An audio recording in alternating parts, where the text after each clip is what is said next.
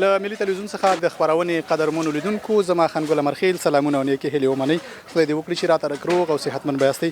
دوستانو دا ځل په دغه خپرونه کې د جلال آباد ښار څلورمې ناحیې ته راغلی یم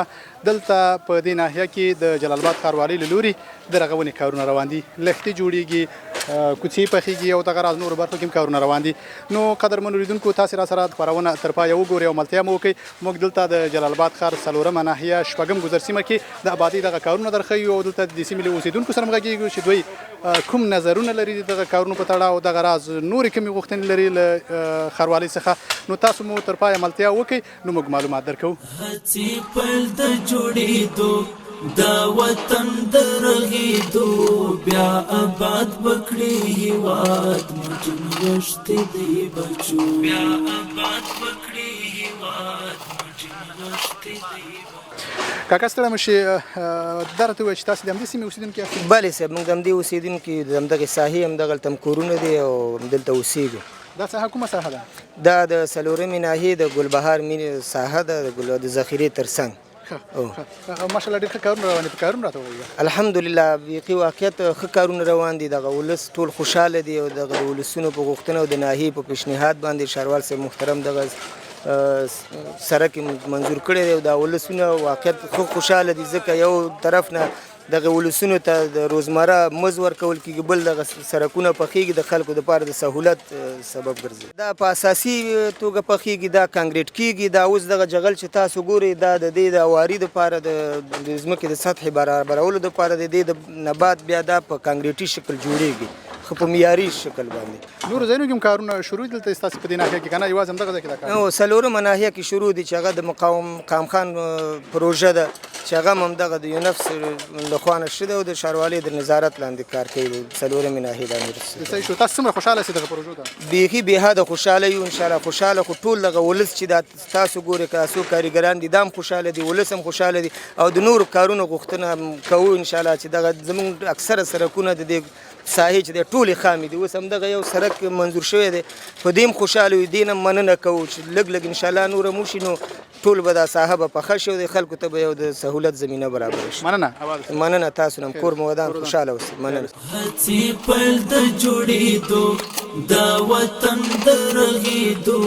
بیا آباد وکړي هېواد مټ نغښتې دی بچو بیا آباد وکړي هېواد مټ کاکا ستړی مه شې ته راته دا ووایه چې څنګه دي کارونه څنګه روان دي څومره معیاري شکل باندې روان دي څومره ولسونه د دې سیمې اوسېدونکي دغه پروژې نه څارنه کوي نظارت کوي تر څو په ښه کیفیت باندې جوړه شي او دغه راز څومره دا احساس کوي چې تاسو نه ښاروالۍ چې کومې پیسې ټولوي د صفایي په نوم باندې څومره پر ځای لګېږي په دې برخه کې راته ووایئ مننه کور د ودان دا زما نوم خیر الله د څلورمې ناحیې اوسېدونکی او دغه کار اوس فعلا چې شروع دی دا هم د ښاروالۍ د خوا نه دغه شوی خو نظارت او دغه کوي یو نفس مؤسسه کوي او راځي خو ته نه په دې یو چې دغه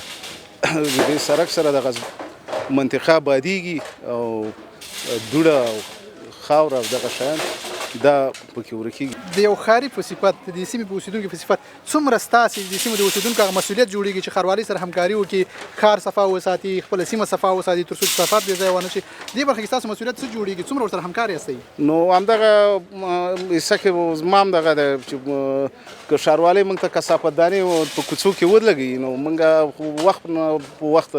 دغه خپلو کوڅوالو او کلیوالو ته دا هدایت هم کړی دی سپارښتنه هم ورته کړې چې تاسو کثافات بې ځایه مه غورځوئ خو که کثافتدانۍ نه دغه شي نو انشاءالله د دې کثافاتو مخه به هم ونیول شي او دغه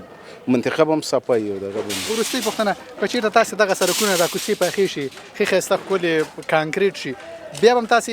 د دې سیمې اوسېدونکي کثافات همدغسې لښتیو کې چې لکه دا اوس پراته دي که نه بیا به داسې نه کېږي څونه چې سیمه پخېږي او ښکلې کېږي هماغونه به د خلکو مسؤلیت هم جوړېږي چې هغه خپل کثافات او خپل دغه په معین ځای کې چې ښاروالۍ ټاکلی او موږ ورته ټاکو په خپل معین ځای کې واچول شي نو انشاءالله د کثافاتو او د دغې مخه به هم ونیول شي او دا منطقه به هم ورسره ښکلي وي ښایسته وي صحیح شو مننه مهرباني کور مودان بیا به جوړ کړو پل په پل ګران هېواد مو لکه ګل کړي زلمي به یې ټکور ټول زخمونه په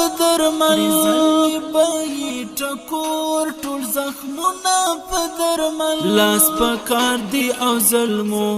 ورته کړي توجه بیا آباد بکړي هېواد مټین غشتي دي بچو هڅې پیل د جوړېدو دا وطن د رغېدو بیا آباد بکړي هېواد مټین غشتي دي بچو بیا آباد بکړي هېواد مټین غشتي دي. قدرمنو لیدونکو د جلال آباد ښار څلورمې ناحیې اړوند سیمه ده او په دغه ځای کې د رغونې کارونه روان دي. نو مخکې هم تاسې د سیمې د اوسېدونکو خبرې واورېدې. له نورو سره به هم غږېږو، دوی به اورو چې کارونه څنګه روان دي او دغه راز دوی نورې کومې غوښتنې لري، دوی به راته وایي. دلته د دې سیمې یو بل اوسېدونکی زما تر خوا ولاړ ده، ده سره غږېږو. کاکا ستړی مه شي. ستړی مه شي، خیر اوسې. د همدې ځای اوسېدونکی؟ او بل د همدې څلورمې ناحیې شپږم ګذر اوسېدونکی. ښه مشره، لومړی خو د نوم واخله او بیا دا راته ووایي څومره د خوښۍ احساس کوې چې دغلته د رغونې دغسې کارونه ګورئ، دغسې د آبادۍ کارونه کېږي؟ بسم الله الرحمن الرحیم. زما نوم ډاکټر غلام سخي او د څلورمې ناحیې د شپږم ګذر د همدغه محلې اوسېدونکی یم. دغه ځای کې دغه کوم کار روان دی دا موږ ته یو ډېره لویه خوشحالي راکوي. زموږ دغه منطقه تقریبا 40 کاله کېږي چې دا جوړه شوې ده، خو اوسه پورې چې د پاخه سړک درک ورپکې نه و. نو دا چې اوس دغلته دغه کار روان شوی دی د یو نفس د همکارې مؤسسې په واسطه باندې او هلته بیا د ښاروالۍ د نظارت لاندې دغه پروژه دلته تطبیقېږي. دغه ولسونه د دې نه ډېر راضي دي او خوشحاله دي دغه سړک جوړولو ته. دلته به باران کې ډېرې زیاتې خټې د لار د تلو راتلو به پکې نه وه، موټر رکشا دا ټول په دې کې به هلته بندېدلې. بر علاوه دې نه د بادونو دغه موسمونو کې به دوړې خاورې دي دغه زموږ په کورو کې لګېږي چې حتی زموږ هغه ترکاري څه ده چې هغه به پاکه نه پاتې کېدله. نو واقعا چې دغه سړک ته چې اوس پیلن دپاره موږ ته پخېږي ډېر زیات خوشحاله وي، ولسونه ټول ترې راضي دي او لاس په دعا یو چې نور هم دغسې بر علاوه د دې نه چې دا اوس د 3 کیلومتره نور اضافه همدغسې خامه سړکونه په دغه کلي کې موږ لرو په دغه شپږم ګذر کې چې دا ټول د خاورو خږې نه دغسې دي او ویالې او هڅه د کثافاتو ډکې دي. نو هغه صفایي د ښاروالۍ د خوا نه هم صحیح ځکه نه کېږي چې دا سړکونه خامه دي او هر وخت د باران په واسطه بېرته هغه ویالې ډکېږي او دغه مشکلات موږ ته هر وخت وي. تنظیفات والات هم ستونزې؟ نو تنظیفات والات هم ستونزې، ولس ته هم ستونزې وي. نو دغه سړک به راته اوس پوخ شي، دغه ستونزه چې اوس پیله یې لرو دا به رفع شي. کاکا د ښاریانو هغه څومره مسؤلیت په دې برخه کې جوړیږي تر څو ښاروالۍ سره همکاري وکړي، تاسو د سیمې اوسېدونکي ښاروالۍ سره همکاري وکړي تر څو دغه سیمه چې پخېږي صفا کېږي بیا دغه کثافات بې ځایه ونه غورځوي، ښار صفا وساتي، خپله سیمه صفا وساتي تر څو ناروغي هم رامنځته نه شي او ساحه یې ښکلي؟ نو مننه. دغه صفایي خو اول انسان باید د خپل ځان نه شروع کړي، ځان له به ښاروالي په دې کې نه مقصره وي چې ښاروالي رانله او زما د کور مخه صفا نه کړله. نو په کار دا چې د خپل کور مخه په ولسونه باید د خپل ملاقې صفایي په خپله وکړي او هغه کثافات چې کوم دوی ته د ښاروالۍ د خوا هغه منظمونه ځایونه کثافتدانۍ انتخاب شوي دي، که دا خلک د خپل کثافات خپلو ځایونو ته ویسي په خپلو ځایونو کې واچوي نو د دغه کثافاتو ټوله مخه نیول کېږي، نه والده کېږي نه نوره ګندګي جوړېږي. او زموږ هم د تقاضا د ولسونو هم دا په ولس کې دا خبرې موږ زیاتې هم کوو چې کثافات باید موږ اول د خپل ځان صفایي په خپله وکړو، د خپل کورونو صفایي په خپله وکړو. هغه کثافات او ګندګي چې موږ یې راخلو په ولو کې ګزارو دا ولې ډیران ته نه وړو. نو دا خو ښاروالي نشي کولی چې زما د لاس نه واخلي او هغه ډیران ته ویسي هغه ورته نو دونه به چېرته کېږي چې د ښاروالۍ پرسونل چې هغه هر یو راځي او دغه کوي. دا ټول مسؤلیت د ولس جوړېږي. ولس که چېرته خپل کثافات واخلي او په منظم ځای کې واچوي هېڅکله په ښار کې ګندګي نه جوړېږي. وروستیو کې لنډ راته ووایه کله چې ساحه صفایي پاکه سوترې پخی کثافات بې ځایه نه غورځول شوي څومره مهمې څومره د ناروغۍ مخه نیول شوي او کله چې کثافات بې ځایه وغورځېږي کوڅې خیرنې ساحې خیرنې څومره ناروغۍ رامنځته کېږي په لنډ ډول راته ووایه. د دغه کثافاتو ګندګۍ نه خو ټول مرضونه په همدغه ګندګۍ کې دي. په هوا کې څه شی نشته دی خو چې هر څه دي په ځمکه کې پراته دي او که دغه ځمکې داسې خاورې خیږي وي نو طبعا زموږ دا د کلي کور ماشومان چې داسې دا ټول ورځ په دې کوڅو کې لوبې کوي نو دغه کوڅې په خپله ټول د مرضونو هغه مور ده ځکه دا ډیرانونه او خاورې خیږي د کورونو نه کثافات او ګندګۍ راوتلي دي ټول په همدې علاقو کې پراته دي. کمودونه بدرفتونه دا ټول د دغه علاقې پیداوار ده چې په دې ځمکه پراته دي. نو که چېرته دغه سړک پوخ شي طبعا زموږ صحت ته هم ګټه ده، زموږ هوا ته هم ګټه ده، زموږ هغه صحت ته هم ګټه ده، د اکسیجن او د نورو شیونو هغه صفاوالی به هم راځي. نو دا خو ډېر مفید شی ده که چېرته سړک جوړ شي موږ به ډېرو مختلف قسمه امراضو نه خلاص شو، د چټلیو نه به خلاص شو. خوشحاله یو چې الله هم دغه سړکونه په خیر سره پاخه کړي. مننه آباد ژوندي اوسئ. تاسو هم چې تاسو خیر اوسئ. د خپرونې قدرمنو لیدونکو د همدې پروژې له یو دوو کارګرو سره مو غږېږو غږیږو او له دوی اورو چې دوی څومره خوشحاله دي چې دغلته په خپله سیمه کې ورته د کار زمینه برابره شوې او دغلته یو کپه حلاله نفقه پیدا کوي په دوی سره غږیږو کمو توشي په هر لور دا بدن ویني پر کور غلامي نکړو هر آن پرېږدو ځان ته پیغور هر آن پرېږدو ځان ته پیغور دغه خاوره مو د مور دا بساتو لپردو بیا آباد بکړي هېواد مټین غښتې دي بچو ملګري ستړی مشي خیر صاحب بخیر صاحب صاحب ښه ده نوم دې واخله او څنګه ده په دې پروژه کې کار زما نوم طارق احمد دی د انګورباغ اوسېدونکی یم ګلبهار نوم یم او دلته زموږ ساحه کې دا پروژه شروع شوې ده او موږ ترې ډېر مننګوی یو او مننه ترې کوو چې دغلته موږ غون غریبانانو ته کار میلاو شو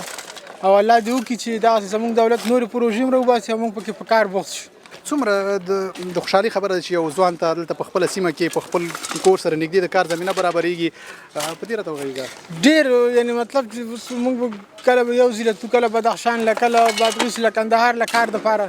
نو اوس ډېر زه خوشحاله یم چې زموږ د کور اړخ کې موږ ته کار پیدا شوی دی او دغه کار کې لګي ماشاءالله ډېر 4.5 روپۍ ورځ راکړي خپله غریبي پکې کېږي خوشحاله یو ډېر مننه آباد اوسې کور ودان خیر اوسې مننه قدرمنو لیدونکو د دې بل ملګري سره غږیږو او له ده اورو چې دی څه راته وایي ملګري ستړی مه شئ سلام علیکم نوم دې واخله او کوشش وکړه کیمرې خواته وګوري ته راته دا ووایه چې څومره خوشحاله یې چې دلته په خپله سیمه کې د کار زمینه برابر شوې محمد سلیم یم د انګورباغ څخه زه ډېر په دې خوشحاله یم ډېر ویاړ کوم چې زه 2 کرته خپل هم ایران او ترکیه ته تللی یم ما د هغې د کارونه هم لیدلي او زه په دې باندې ډېر ویاړ کوم چې په خپل هېواد کې په خپل وطن کې ما ته کار میلاو شو باید د خپل ساحه کې او دا زموږ سره چې دا ډېر خراب و ډېر اوس موږ دې باندې ډېر فخر کوو د خپل دولت نه خوشحاله د خپل د مشرانو نه خوشحاله چې موږ ته د خپل کور مخه کې زمینه برابر کړو د کار او موږ د خپل وطن جوړو د خوشحالۍ خبره خو دا ده چې هم کار درته پیدا شو ورسره څنګه خپل کوڅې او لښتي او دام پخېږي دې باندې موږ ډېر خوشحاله یو دا ګرد او دوړې او هغه دونه موږ ډېر په عذاب دي سړکونه خام موږ ته ډېر مشکل جوړو د شپې موږ ته مریض پیدا شو هغه پیدا شو په دا لار به تلو ډېر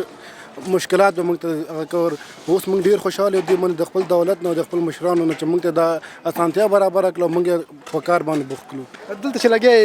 بیلچه باندې کار کې څومره د خوشحالۍ احساس کوي چې د خپل هېواد په رغونه کې یو بیل خاوره هلته چې یو کولنګ وهي یو کار کې څومره د خوشحالۍ احساس کوي داسې د ستړیا احساس خو نه در محسوسېږي یاره د نور هېوادونو په 100% کې د 10% هم نه ستړی کېږم ځکه چې یو خوشحاله یم چې خپل هېواد ته جوړو او بل په دې باندې چې موږ ته حلاله نفقه برابرېږي د دې لاسه د نور هېوادونو لارې مشکلات او د هغه څه نه خلاص یو پکې صحیح شو مننه تاسو نه هم مننه خیر اوسې د هواره او کغر شایسته هر ډګر کاڼي بوټي کیمیا سپیره خاوره سره زر بوټي کیمیا سپیره خاوره سره زر برا پټه خزانه دلالونو او کانو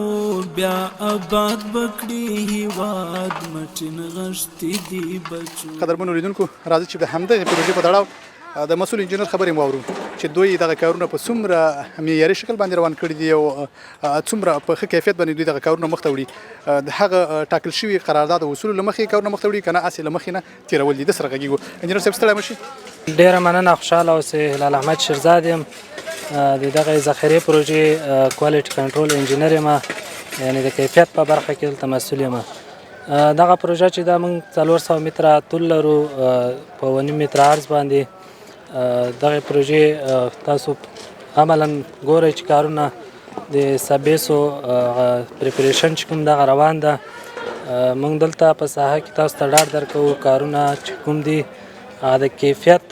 چې موږ کوم قرارداد راکړل شوی دی نو په هغه کیفیت باندې موږ مخته ځو 20 سانتي په ډیپ باندې موږ دغه لرو سبیس لرو هغه کارونه چې مخته لاړ شي دی پسې موږ کانکریټ دی د کانکریټ په دغه کې موږ پلم کانکریټ لرو پلم کانکریټ چې دی 25 MPa یعنی 2.5 مارک باندې موږ کانکریټ لرو. دغه کانکریټ به ان شاء الله موږ تاسو ته دا اطمینان او ډاډ درکوو چې دغه پروژه کې به موږ خپل ایماني وظیفه چې کومه چې ده هغه به په ښه شکل باندې سرته رسوو او تاسو ته د کیفیت د برخې ډاډ درکوو چې دلته به کومه درغلي نه کېږي. کوم قرارداد چې راکړل شوی دی، کومه لابراتوار د خوا نه کومه ریشیو چې موږ ته په پلم کانکریټ کې راکول کېږي په هغه مطابق باندې موږ ځو. انشاءالله داسې کوم څه به نه وي، کومه درغلي به نه وي. انشاءالله تاسو ټول ته اطمینان درکوو. مننه. خیر والسلام. پسرو ګلو ملامال، پسرو ګلو د سنبال، هر موسمي علي د لري خپل ځان ته کمال، علي د لري خپل ځان ته کمال. د غرو څنډو کې شور دا سړو یخو اوبو بیا آباد بکړي هېواد مټین غشتې دي بچو. د خپرونې قدرمنو لیدونکو بیا هم ستړي مه شئ. زما تر خوا د څلورمې ناحیې امیر ولاړ ده، د سره غږیږو. امیر صاحب ستړی مه شئ. خیر بسې مننه. ژوندی اوسئ. د هر څه د مخه تاسو ته او درنو لیدونکو او اورېدونکو ته بیا سلام مبارک او بهترینه تحفه وړاندې کوو چې عبارت دی السلام علیکم ورحمت الله وبرکاتو. او د دې ترڅنګ ښه راغلاست درته وویل مو هر کله راوله. مننه امیر صاحب. د څلورمې ناحیې په کارونو وغږېږه. موږ خو د دې سیمې له اوسېدونکو سره وغږېدو، کارګرو سره وغږېدو. کارونه څنګه روان دي؟ الحمدلله د الله نه ډېر شکرګزار یو. په څلورمه ناحیه کې خو 2-3 پروژې د یونس همکارۍ موسسې لخوا شروع شوي دي، په ډېر شفاف ډول سره روانې دي چې عملاً یو دا پروژه د په شپږم ګذر د څلورمې ناحیې مربوطاتو ساحه کې چې د ښار صفري نقطه انګورباغ چوک سره موقعیت لري. نو الحمدلله کارونه تاسو مولې د نور روان ګوري. نو دغه پروژه چې شروع شوې ده د یونس همکارۍ موسسې لخوا شروع شوې ده. تقریبا 15 میلیونه خواوشا عواید برخه ده او د دې ترڅنګ 8000 کارکوونکو ته د کار زمینه مساعده شوې برابره شوې. خو په متوسط شکل روزمره دوی ته 55 نفر یا 80 نفر دلته کارګر کار کوي. نو الحمدلله کارونه ښه په شفاف ډول سره روان دي. د دې ترڅنګ یوه بله پروژه موږ په مقام خان کې 12 ګذر کې لرو. هغه هم د همدغه شرکت والا سره ده او همدغه یونس همکارۍ موسسې له خوا نه شروع ده او انشاءالله چې هغه به هم تاسو لیدلي او کتلي بیا به عملاً وګورئ. په هغې کې هم الحمدلله کارونه تقریبا 40% هغې کې بشپړ شوي دي او دغه پروژه چې شروع ده په دې کې غالبا الله مې د غاړو نه بندي چې 80% کار په دې کې هم تکمیل شوی ده الحمدلله. امیر صاحب کارګر لګیا دي په سړکونو باندې خاورې اچي، دا به همدغسې جغل اندازي کېږي که نه په اساسي شکل باندې پخېږي؟ نه دا به په اساسي شکل پخېږي، جوړېږي به. دې ته به کامې کرش راوړل کېږي، په دې به کانکریټ اچول کېږي. خپله فیصدي معلومه ده. نو دا کوم چې تاسو ګورئ دا صرف اوارې ده، وروسته د دې کانکریټ بیا شروع کېږي انشاءالله. په اساسي ډول به جوړېږي. ده د نورو پروژې یادونه دې مو وکړه. څومره په معیاري شکل باندې دغه پروژې جوړېږي؟ تاسې څومره نظارت کوئ چې په معیاري شکل باندې به دا جوړ شي؟ الحمدلله روزمره موږ یا زموږ د ناحیې مربوط انجینر صاحب او یا د دې ترڅنګ د ښاروالۍ ساختمان ریاست څخه پلان امیرات ساختمان امیرات څخه انجینر صاحبان راځي، د دې نظارت کوي، ارزیابي کوي، ګوري. نو موږ په ډاډمن زړه درته وایو چې انشاءالله دغه کار به په اساسي شکل سره جوړېږي انشاءالله. مننه امیر صاحب. خیر بس ژوندي اوسئ. الله مو قدر وکړي. عزت اوسئ. خدای څنګه شو خراب چې پرې تیر شو انقلاب، د طالب جرار مسکن پسرو وینو شو غرقاب، جرار مسکن پسرو وینو شو غرقاب. دا چې داسې د ظلمو دا زپلی د جګړو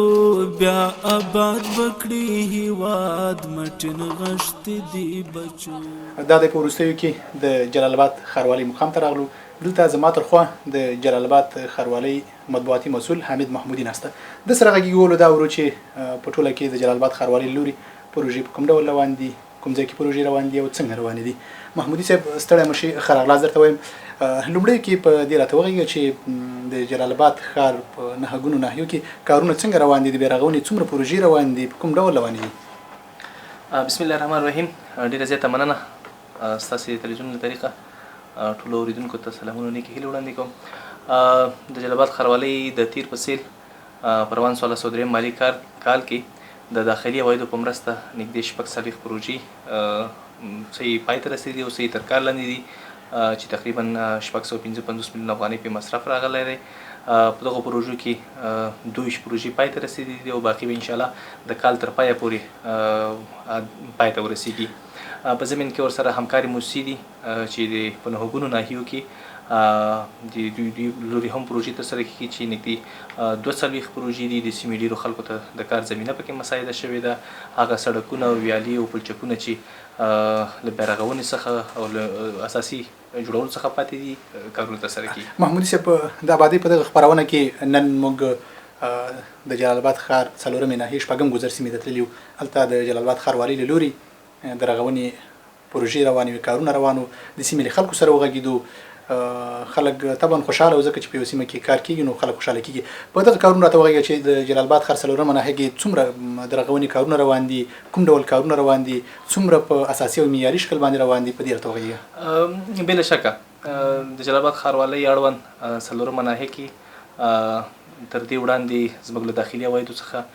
2 پروژې ترسره شوې وې چې هغه پروژې پای ته رسېدلي، ګټه اخیستنې ته سپارل شوي دي. اوس مهال 2 پروژې موږ د یونفس همکاري موسسې له لوري په یاده ناحیه کې تر کار لاندې لرو چې په معیاري ډول سره د هغو سړکونو چې کارونه یې پاتې ول کانکریټیږي او جوړیږي او د سیمې خلکو ته پکې د کار زمینه مساعده شوې ده. او په راتلونکي کې به هم په دغه ناحیه کې زموږ هم د داخلي عوایدو په مرسته او هم د همکارو موسسو په مرسته کوم سړکونه چې له بیارغونې څخه پاتې دي هغه به جوړیږي او برابریږي. مننه محمودي صاحب. څومره ولسونو ته ډاډ ورکولی شي چې د دوی څخه هغه کومې پیسې چې د صفایي او نورو ټکسونو په نوم باندې جلال آباد ښاروالۍ هغه د اصولو په چوکاټ کې ټولوي، څومره ډاډ ورکولی شي چې دوی به دغه پیسې به دوی ته بیرته د رغونې او نورو بېلابېلو خدماتو کې دوی باندې مصرفېږي او کار به ورته کېږي؟ بله شکه ما په پیل کې په خپلو خبرو کې یادونه وکړه چې د جلال آباد ښاروالۍ له لوري په روان کال کې 40 پروژې څه پای ته رسېدلي او څه تر کار لاندې دي. دا همدغه پیسې دي. جلال آباد ښاروالۍ یوه غیر بودیجوي اداره ده او د ښاریانو له پیسو د ښاریانو د صفایي له محصول څخه بیرته ښاریانو ته خدمات وړاندې کوي. هغه نه یوازې پروژوي خدمتونه دي بلکې په نورو برخو کې که هغه د تنظیف و سرسبزۍ برخه ده، که هغه د کثافاتو د انتقال برخه ده، او که هغه نور خدمات دي چې د جلال آباد ښاروالۍ اړوند هغه ټول اصولي او قانوني غوښتنې د خلکو دي هغه ترسره کوي او د همدغو پیسو په مرسته باندې بیرته ښاریانو ته خدمات وړاندې کېږي. په ټوله کې د ښاروالۍ کارونه څنګه روان دي د تنظیفات ټولولو برخه کې؟ ځکه ډېری اوسېدونکو د سیمې اوسېدونکو داسې غوښتنه کوله چې د ښاروالۍ هغه تنظیفاتي ټیمونه په وخت نه رسېږي، یا داسې سیمې موږ په جلال آباد ښار کې لرو چې هغه خامې دي، هلته د کثافات ټولول هم یو ستونزه لري. په دې برخه رانه وشي. الحمدلله د جلال آباد ښاروالۍ د تنظیف و سرسبزۍ برخه په کامل ډول سره په ښه توګه روانه ده. د تنظیف په برخه کې موږ 450 تنه کارکوونکي د جلال آباد ښار په نهګونو ناحیو کې لرو چې هره ورځ د دغو یادو کارکوونکو پر مټ د 650 متر مکعب په اندازه کثافات د ښار له نهګونو ناحیو څخه راټولیږي او مناسبو ځایونو ته انتقالیږي چې هلته له د واپاشي وروسته تر خاورو لاندې کېږي. ورسره په څنګ کې د ښار د سرسبزۍ لپاره موږ دغه روانه ونۍ د زرغونتیا د ونۍ په نامه نومولې ده. د جلال آباد ښاروالۍ له لوري د 15,000 زینتي او غیر زینتي بوټو د کینولو لړۍ پیل شوې ده چې خوشبختانه عملا تاسې کولی شئ په ناحیو کې وګورئ په کومو ګلدانونو او پارکونو او هغه ځایونو کې چې د ونو کینولو او بوټو کینولو اړتیا وي هغلته زموږ د ښاروالۍ د کارکوونکو له لوري عملا کارونه روان دي او سرسبزي به ترسره کېږي. څومره د ښاریانو هغه مسؤلیت جوړېږي چې ښاروالۍ سره په دغه برخه کې همکاري وکړي تر څو ښار چټل نه کړي؟ بله شکه دا زموږ او تاسې د ټولو ښاریانو مسؤلیت جوړېږي چې د ښار په پاکوالي او د ښار په صفایي کې نه یوازې دا چې د ښاروالۍ سره همکاري وکړو بلکې له ځان سره همکاري وکړو، د خپل ښار سره همکاري وکړو او خپل ښار پاک وساتو. ما تاسو ته مخکې ویلي چې زموږ پرسونال زموږ کارکوونکي روزانه هغه د ښار په بېلابېلو ساحو کې ګرځي. زموږ په لساو موټرې دي، ماشینري ده، د دوی په مرسته باندې موږ دغه کثافات راټولوو او مناسبو ځایونو ته انتقالوو. د ښاریانو مو غوښتنه دا ده چې خپل دغه کثافات هغه اړوندو ځایونو ته ورسوي چې تر څو زموږ دغه کم ګمارل شوي کارکوونکي چې دوی په اسانۍ سره دغه کثافاتو انتقال ترسره کړي. مننه محمودي صاحب، آباد اوسئ. ډېره زیاته مننه. مننه. خپرونې قدرمنو لیدونکو، تاسې د جلال آباد د ښاروالۍ د مطبوعاتي مسؤل حمید محمودي خبرې واورېدې، کومې چې د جلال آباد ښاروالۍ له لوري د پیل شوو پروژو په تړاو موږ سره معلومات شریک کړل. نو قدرمنو، زموږ د نن د آبادۍ خپرونه په همدې ځای پای ته رسېږي. تر بیا مو زه خان ګل مرخیل په پاک الله سپارم. الله مو مل شه.